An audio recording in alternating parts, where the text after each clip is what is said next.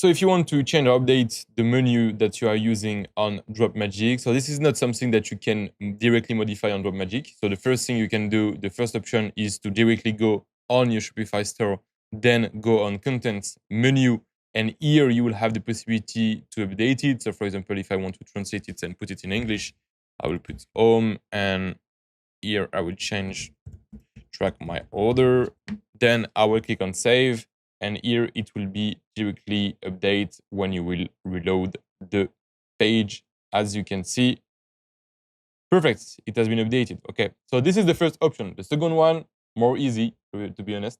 Just click on the menu, click on change menu, and then you have the different menu just here. And you can just click on modify on Shopify, and it will open a new page directly on the page we were on like 30 seconds earlier. Okay, so it's very, very easy. And the only thing that you must know, as I said, is that it's not something that you can change directly on Dropmagic, but you must do it through Shopify.